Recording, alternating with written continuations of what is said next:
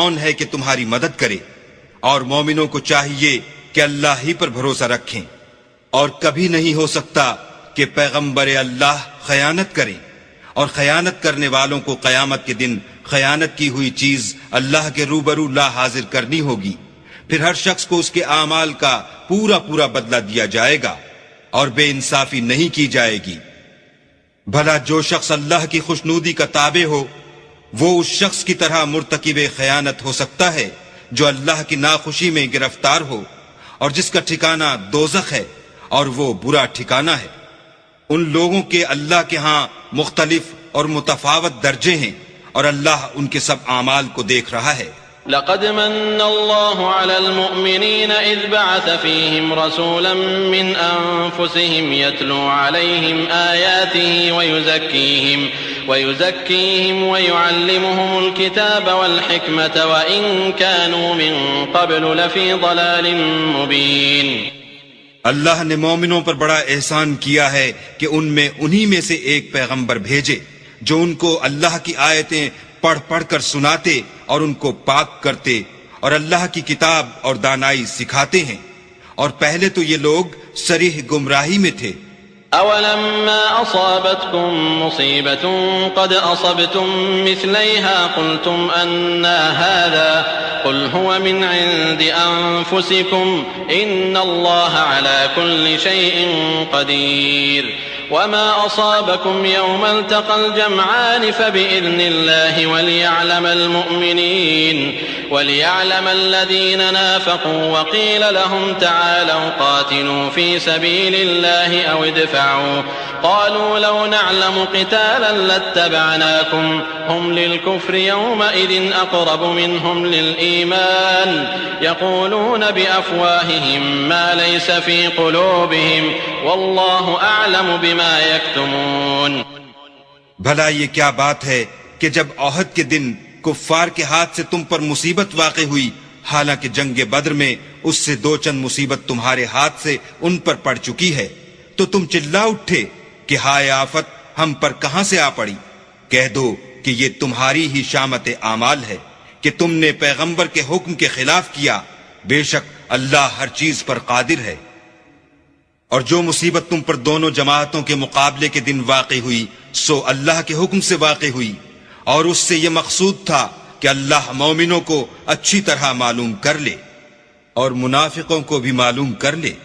اور جب ان سے کہا گیا کہ آؤ اللہ کے رستے میں جنگ کرو یا کافروں کے حملوں کو روکو، تو کہنے لگے کہ اگر ہم کو لڑائی کی خبر ہوتی تو ہم ضرور تمہارے ساتھ رہتے۔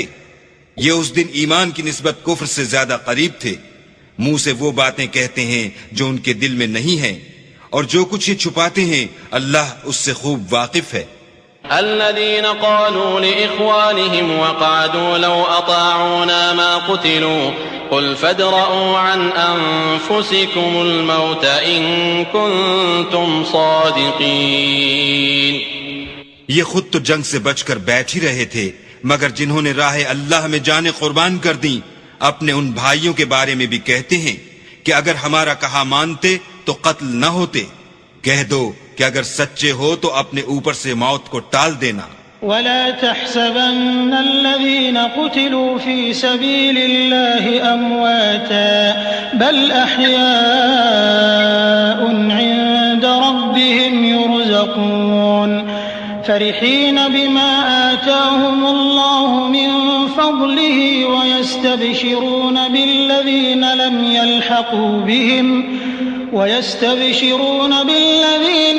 يلحقوا بهم من خلفهم ألا خوف عليهم ولا هم يحزنون۔ جو لوگ اللہ کی راہ میں مارے گئے ان کو مرے ہوئے نہ سمجھنا، وہ مرے ہوئے نہیں ہیں بلکہ اللہ کے نزدیک زندہ ہیں اور ان کو رزق مل رہا ہے۔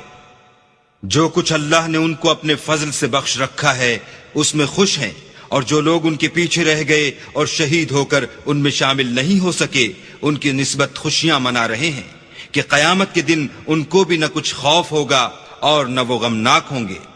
يستبشرون بنعمة من الله وفضل وأن الله لا يضيع أجر المؤمنين الذين استجابوا لله الله والرسول من بعد ما أصابهم القرح للذين أحسنوا منهم واتقوا أجر عظيم الذين قال لهم الناس إن الناس قد جمعوا لكم فاخشوهم فزادهم إيمانا وقالوا حسبنا الله ونعم الوكيل.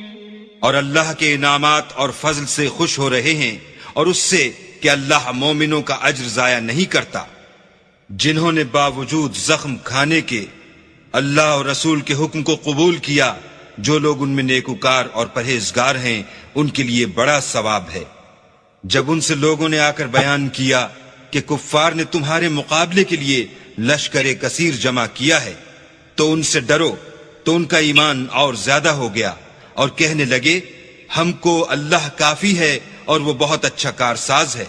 فانقلبوا بنعمة من الله وفضل لم يمسسهم سوء واتبعوا رضوان الله والله ذو فضل عظيم. إنما ذلكم الشيطان يخوف أولياءه فلا تخافوهم وخافون إن كنتم مؤمنين.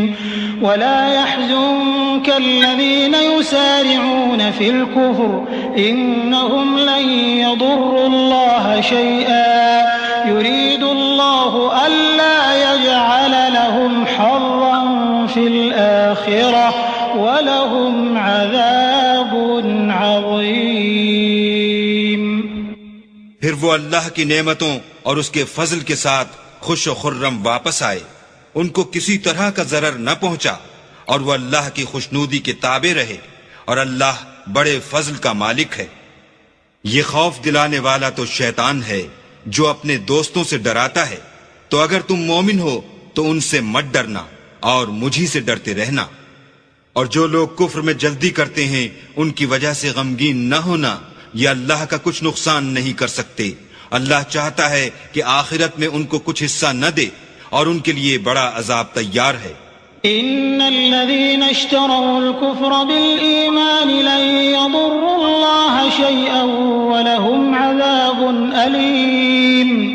ولا يحسبن الذين كفروا أنما نملي لهم خير لأنفسهم إنما نملي لهم ليزدادوا إثما ولهم عذاب مهين.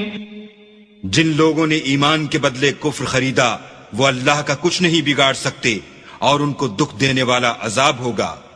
اور کافر لوگ یہ نہ خیال کریں کہ ہم جو ان کو مہلت دیے جاتے ہیں تو یہ ان کے حق میں اچھا ہے. نہیں، بلکہ ہم ان کو اس لیے مہلت دیتے ہیں کہ اور گناہ کر لیں، آخر کار ان کو ذلیل کرنے والا عذاب ہوگا.